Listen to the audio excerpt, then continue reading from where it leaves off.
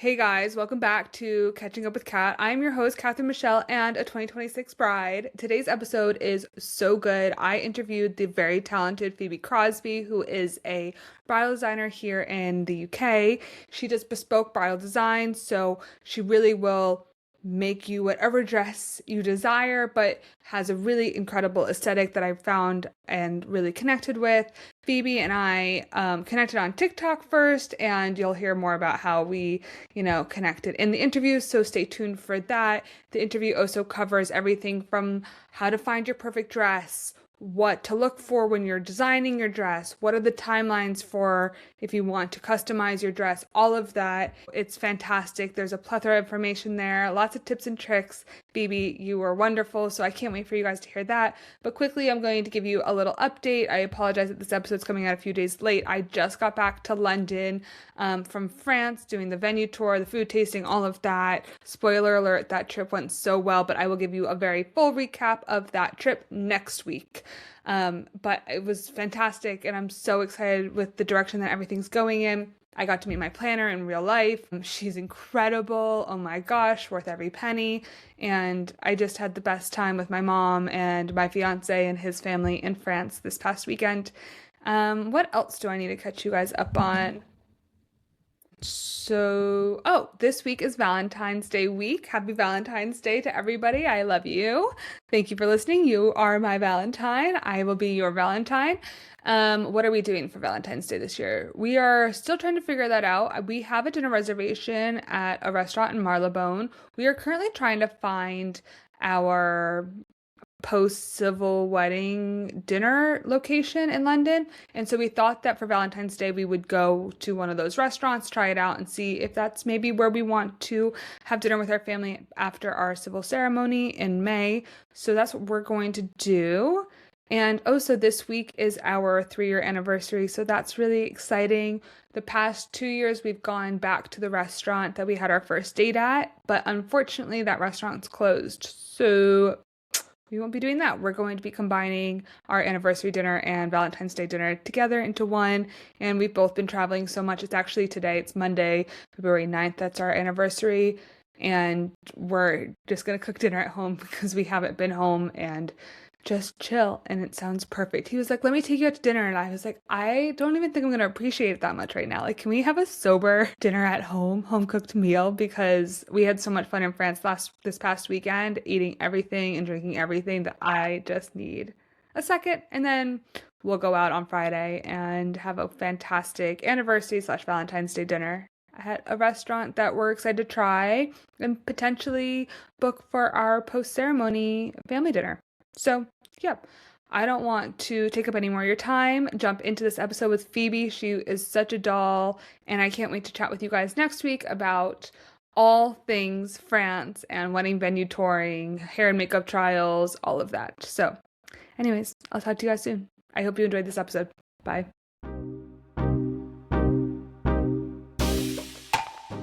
Today's guest is someone I'm so excited to sit down with. Phoebe is a UK-based bespoke bridal designer known for creating truly one-of-a-kind wedding gowns that feel deeply personal, intentional, and timeless. Phoebe's work goes far beyond just designing dresses. It's about storytelling, craftsmanship, and helping brides feel like the most confident versions of themselves on one of the most meaningful days of their lives. So without further ado, I'm so excited to welcome Phoebe Crosby to the podcast. Hi, Phoebe. Hi. How are you today? I'm good, thank you. Very excited to be here. How are you? I'm good. I'm so excited to have you here. So for those that don't know who Phoebe is or who you are, can you please give us a little brief intro?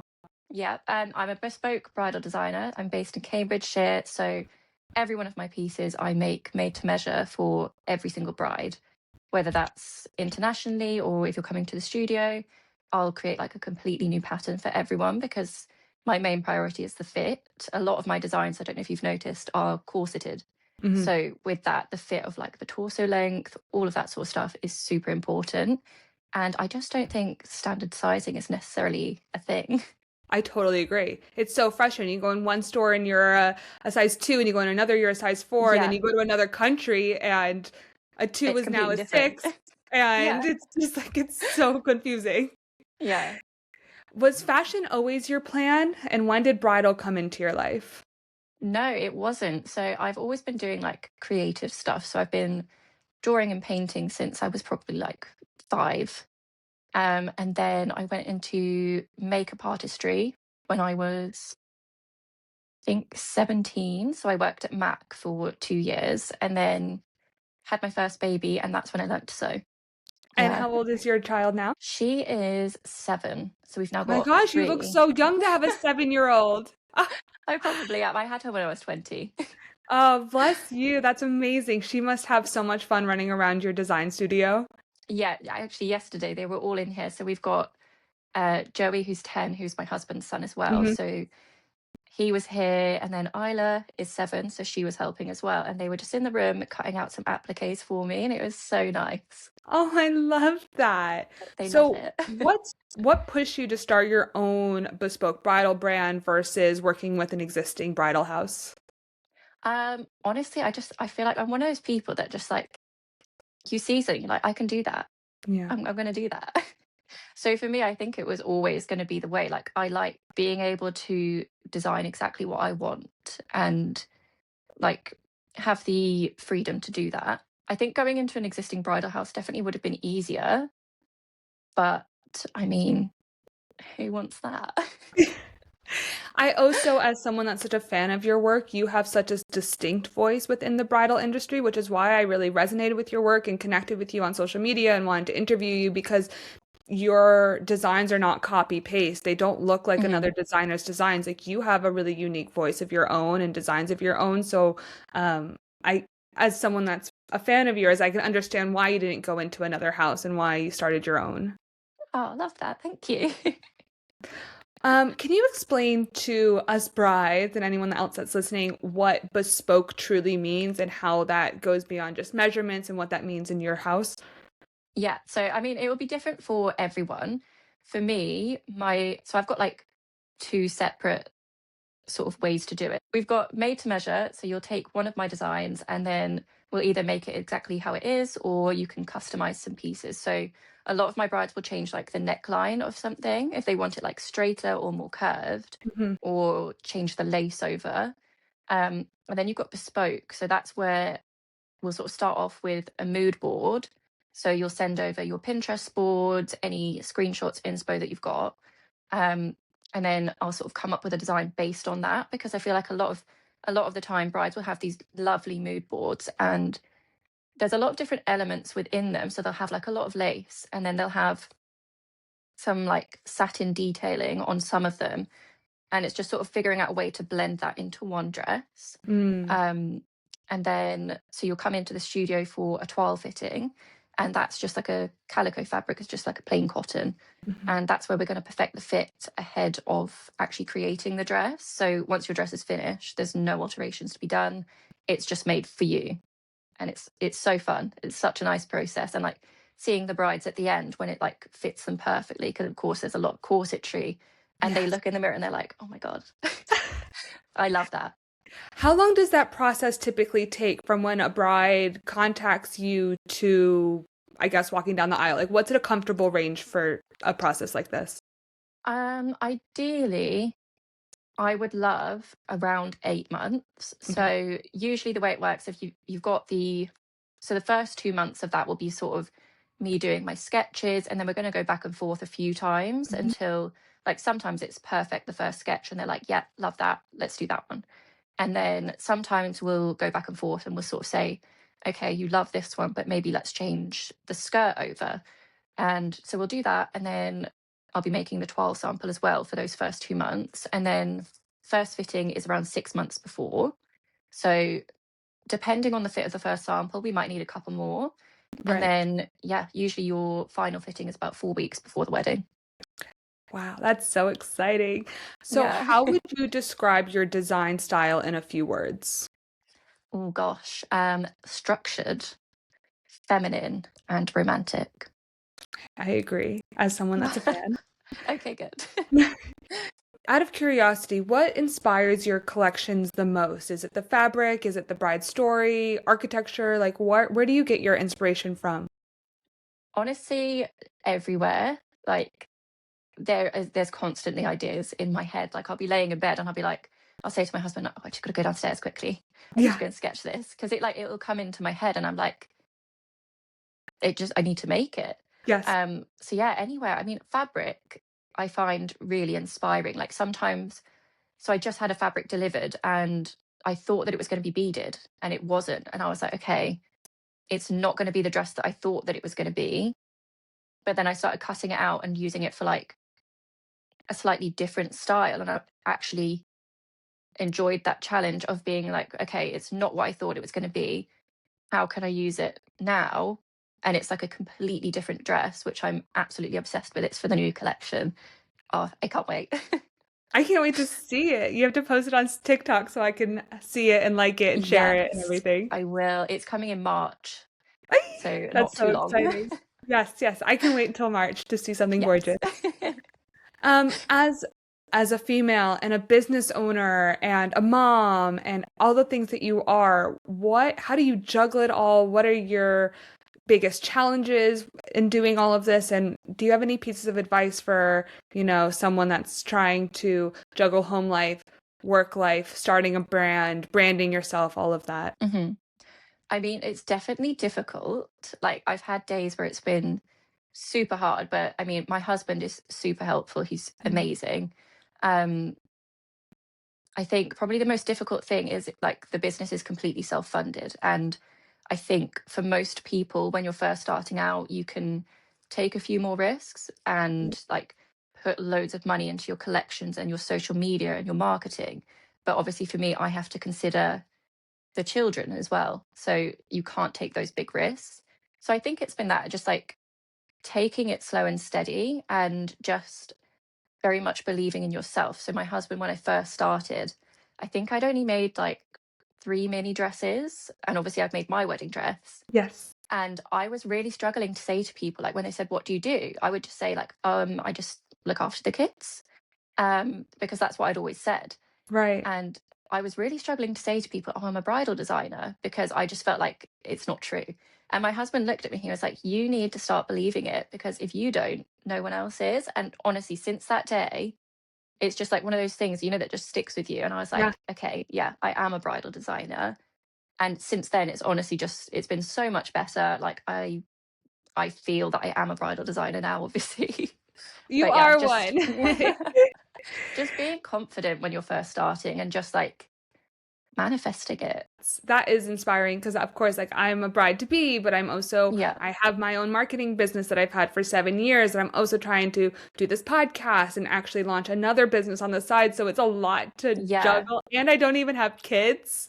So I like that advice of taking small steps and small bites at a time that are manageable versus Yeah, getting taken by an avalanche that you've created yourself. exactly. And just being patient, I think. Like it's so easy to compare yourself to businesses that have been doing it for 10 years and you're just Yeah. starting out. Like it's just, you've just got to be patient and eventually it'll come to you.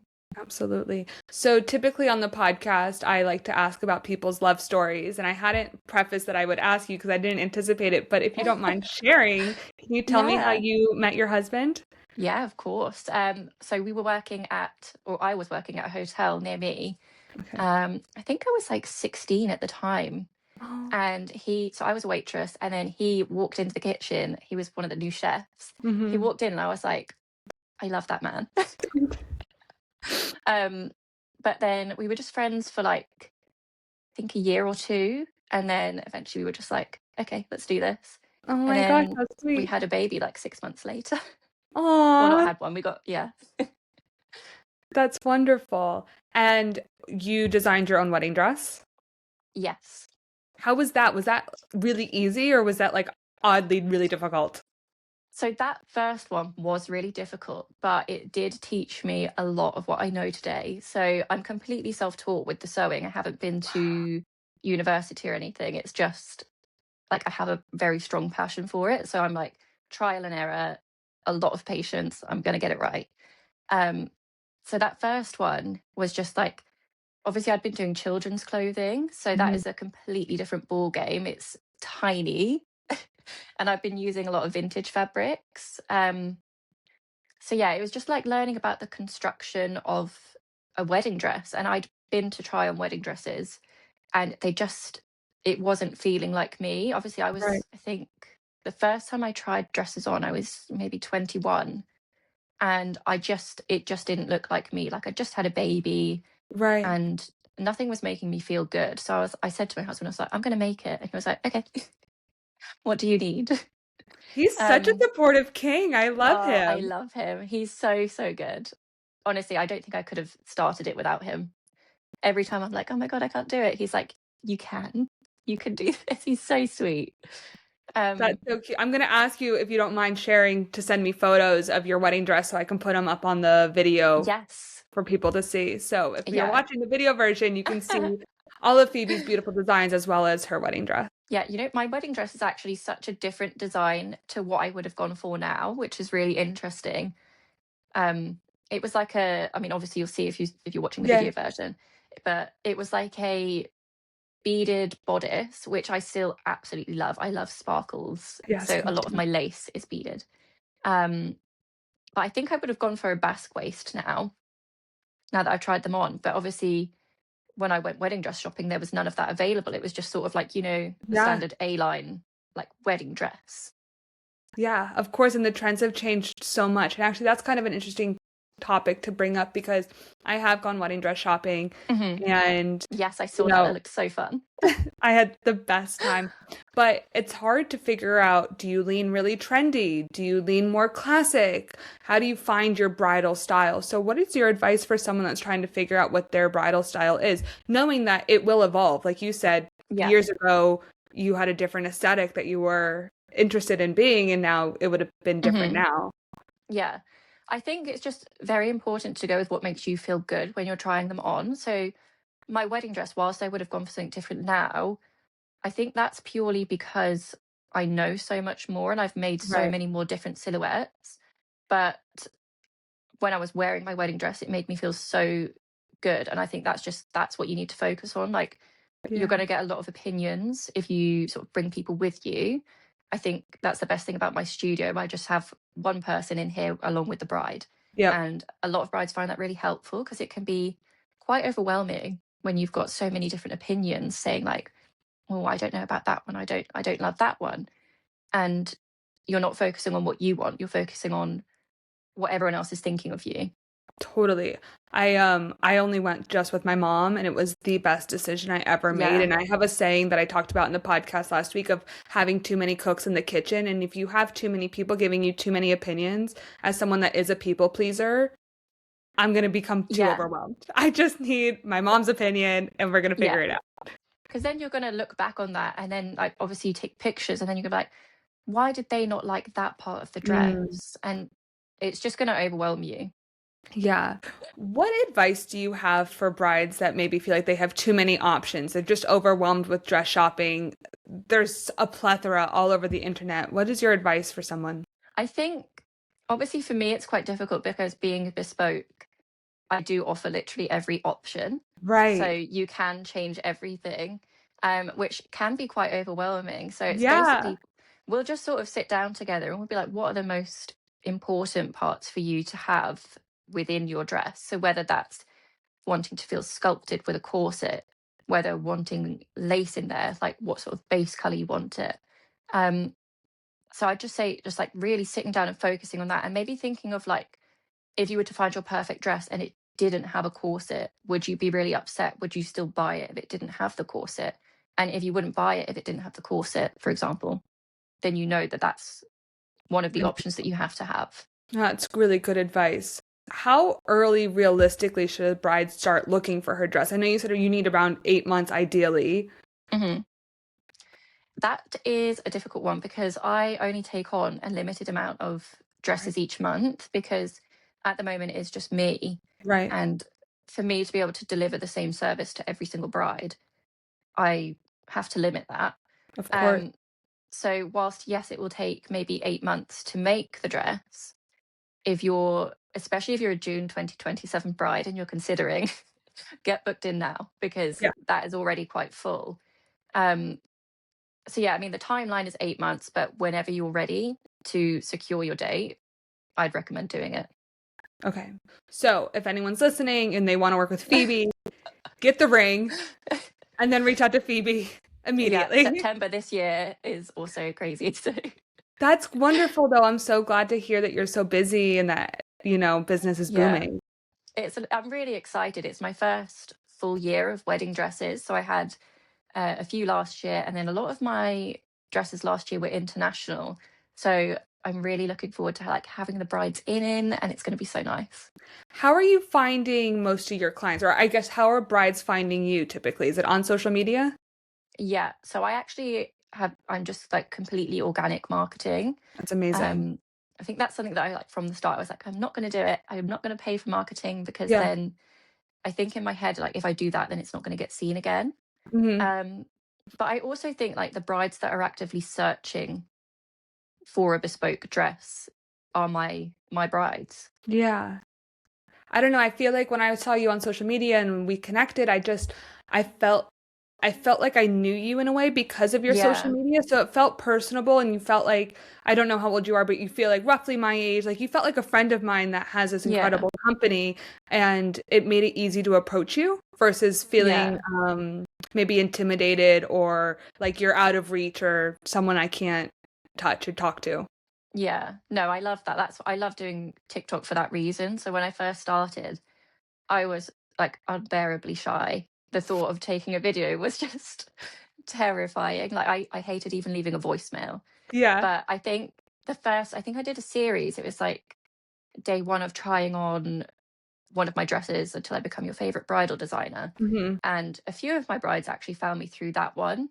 And since then, I think it sort of gave me the confidence to be a little bit more open on there. And I love like, there are like some accounts on there that like they'll pop up a few times and I'm like, I know her. Yeah, Even though I don't know any of these people in real life, but like I know them. totally.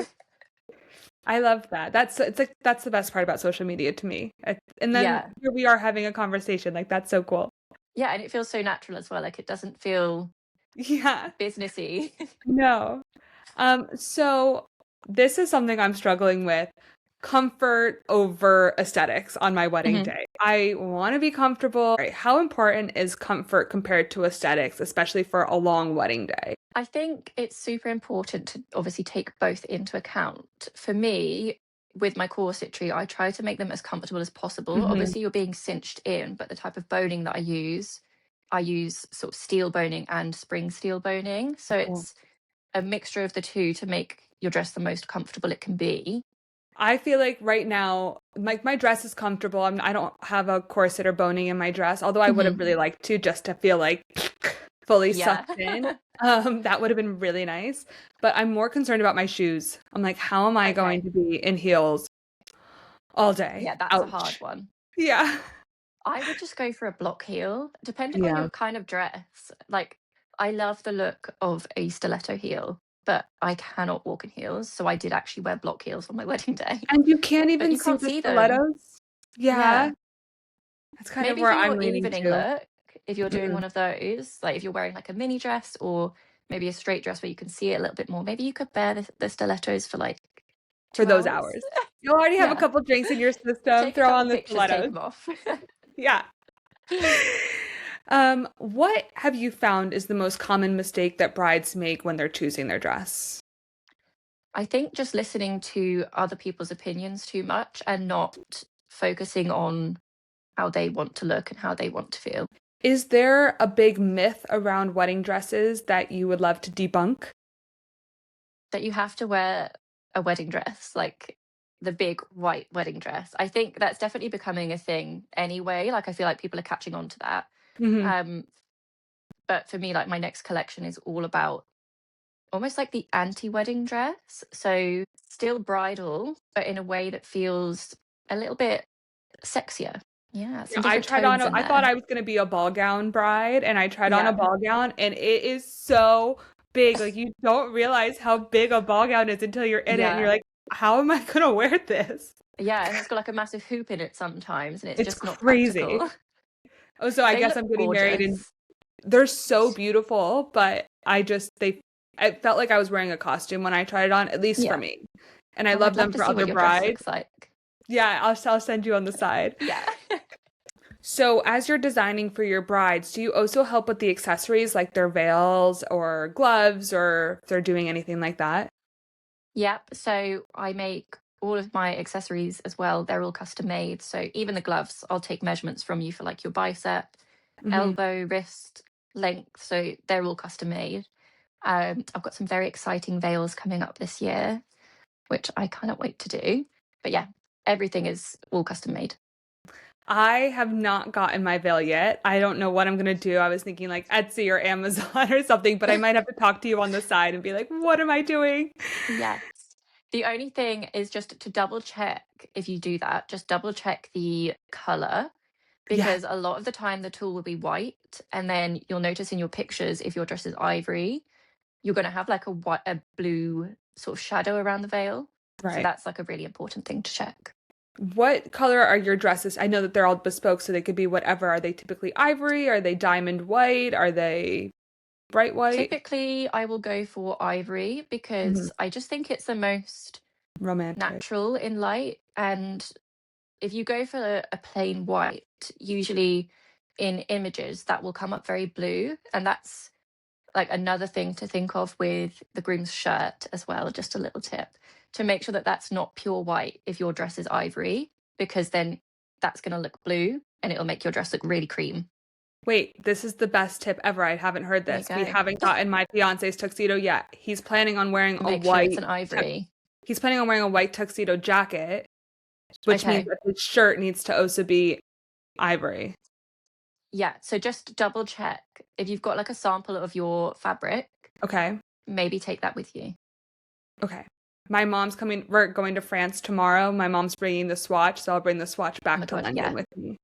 That's a good idea. Oh, I hadn't even thought about that. I And think now you you just saved know. my entire wedding. Now you'll be matching. Yes, I don't want to be clashing with my groom. That'd be No, you can't be horrible. having that. What is the most emotional or memorable moment you've ever experienced with a bride? I think it's probably my first bride, seeing her in her finished wedding dress, like the first official wedding dress that I had finished. That was for me, like I went away and I was like, oh my God, I've done it. Like that's my first dress. That's And it was so just so cool. lovely to see it fit her so perfectly. Like it just amazing. Oh, that must feel like climbing Mount Everest. Yeah. Because you've got sort of those, I think it was probably about a year in the making of like making sample dresses and like building the Instagram and social media. And then you sort of see it actually finished. And it's like, okay, this is it. That's so cool. What would you say to a bride that's concerned that she didn't cry when she bought her wedding dress? I think it's completely normal. Okay. And I think, especially when you're doing sort of the bespoke process as well. So I didn't cry when I saw my dress finished either. Mm, I definitely cried along the way making it because it was yeah. so hard. um, but I do think like some people just aren't as emotional. So I think like don't think too hard on that. If you don't cry, it's totally okay. It doesn't mean it's not your dress. Right, It just means that maybe you aren't as emotional as some people. right. I didn't cry when I got my dress, but you're also like in a fitting room and there's the clamps and there's Exactly. stuff going on. It's not a romantic moment, I guess. No, exactly. I think films and social media make it seem like if you don't cry, that's not your dress, and it's just not the Yeah. case. Okay, that helps take the pressure off of me. And I've had some other Yeah. friends be like, I didn't cry. Did I get the wrong dress? I'm like, I don't know. I don't think I did, but maybe. Yeah, no, I think it's perfectly normal not to cry. Okay, phew. Okay, so for the Yeah. brides that didn't cry, we're still in the clear. It's still the perfect dress. If a bride is listening and hasn't started dress shopping yet, what should she do first? I would get a mood board together, look at dresses that you love, get all of those elements together, go try on some dresses, see them in person, see what shapes you're loving. So obviously I've got some samples here that I offer Mhm. for brides to have a look at as well. Just really focus on elements that you would be really sad not to have. And if budget is a concern, where should brides prioritize their spending? I think that's going to be so personal to each bride. So Mhm. it'll just depend whatever matters most to you. So maybe you've loved flowers since you were a young girl and you really want that big floral display, which can be expensive. So maybe you're going to prioritize there. I think it's super subjective. So just wherever feels most important to you. It's all just overwhelming, isn't it? It is. Where did you get married? We got married in Skiathos in Greece. Oh my gosh, I was in Skiathos in July. Were you? I love it there. It's so good, isn't it? Phenomenal. It's so lovely. And it was such nice weather. The whole day just felt like a dream. Oh, that's a dreamy spot to get married. What excites you most about the future of your brand? Everything. I have big plans for like my next like 5-year plan. But in the near future, the next collection, I'm very excited about that. I'm focusing a lot on full wedding dresses because I think previously I focused on separates and dresses that can sort of take you from day to night. Mm-hmm. But I do really want to focus on those show-stopping wedding dresses. So probably that one for now. That's so exciting. And where can listeners go and find you and see your beautiful work? I'm on TikTok, Instagram, and I've got my website as well, and they're all Phoebe Crosby Design. Yay. And last question. Is there one final piece of advice that you would love every bride to hear before choosing her dress? I'm trying to think of something that I haven't already said because I feel like I've said like... No, you've been so wonderful. I know we've covered a lot quickly. Just trust your gut and listen to what you're feeling in the mirror. Don't focus on anyone else. Well, Phoebe, it's been such a pleasure to speak with you. I'm so obsessed with your designs. I'm a huge fan, and I hope that anyone listening goes and finds your profile and follows along on your journey and maybe becomes one of your brides. And I would love to talk to you offline about my veil. And Yes. It's just been such a pleasure. So thank you for coming on the podcast. Thank you for having me. It's been so lovely, so smooth. Thank you.